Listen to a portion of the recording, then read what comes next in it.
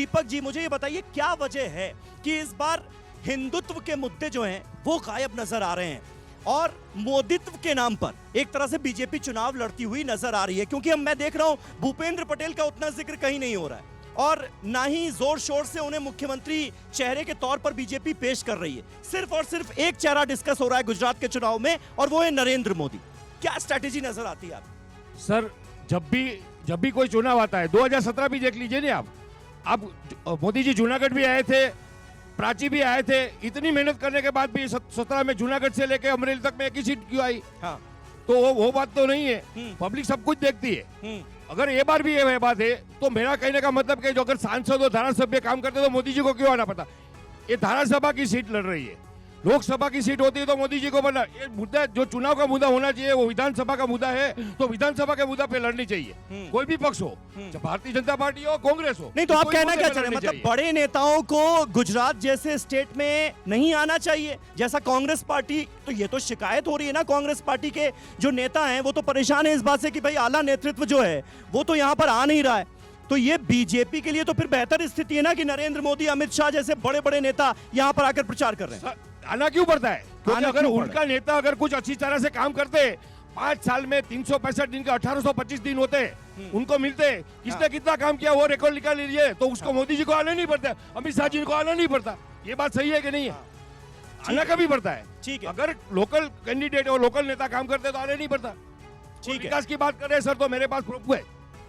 ठीक है, नहीं मैं उस पर आता हूं, लेकिन आप कह रहे हैं कि आना पड़ रहा है क्योंकि पार्टी की ये स्थिति है इसलिए बड़े नेताओं को आना पड़ रहा है बीजेपी के, आप ये बात कह रहे हैं। मैं इसका जवाब लूंगा पीयूष भाई, लेकिन अभी जो थोड़ी देर पहले मैंने अपने दर्शकों को बताया कि कांग्रेस पार्टी के 2 विकेट गिरे हैं आज। एक का तो जिक्र मैंने कर लिया, तलाला से विधायक हैं भगा भाई बारड, उन्होंने इस्तीफा दे दिया है। इसके अलावा छोटा उदयपुर में भी कांग्रेस पार्टी को झटका लगा है। छोटा उदयपुर से कांग्रेस विधायक जो है मोहन सिंह राठवा, उनका इस्तीफा हो गया और ये कांग्रेस पार्टी के लिए बड़ा झटका है क्योंकि 10 बार विधायक रहे हैं मोहन सिंह राठवा और वो पाला बदलते हुए नजर आ रहे हैं। हिरेन भाई घूम फिरकर वही सवाल, कैसे रोकेंगे इस दल बदल को?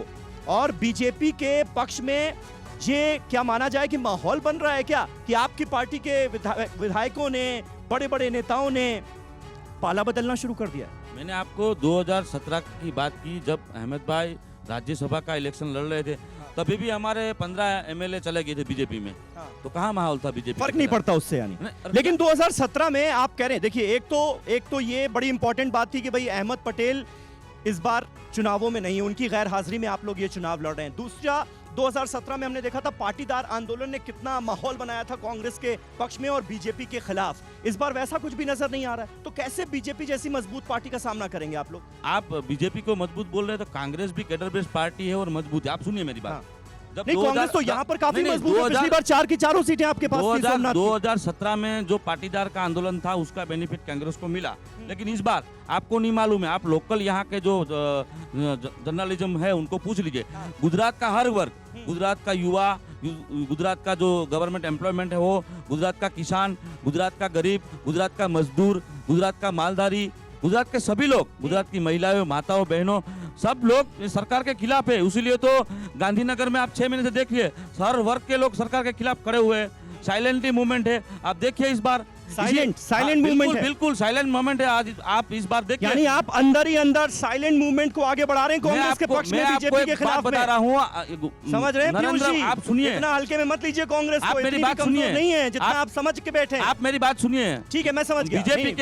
बीजेपी के पीएम जब आए थे गुजरात, उन्होंने भी कबूला था। ठीक है, हाँ, उन्होंने कबूला था। हाँ, उन्होंने कहा था कि हल्के में ना लें। हाँ बिल्कुल, मतलब यही था। पीयूष जी, आप हल्के में ले रहे हैं? हमारे आदरणीय वड़ा प्रधान जी ने बोला था हल्के में न ले। लास्ट बार 100 ली थी हम लोगों ने, इस बार हम लोगों को 150 से ऊपर जाना है। ये कैडर की पार्टी है। ये पन्ना प्रमुख से लेके ये माननीय वड़ा प्रधान माननीय नड्डा जी तक एक कैडर बेस्ड पार्टी है।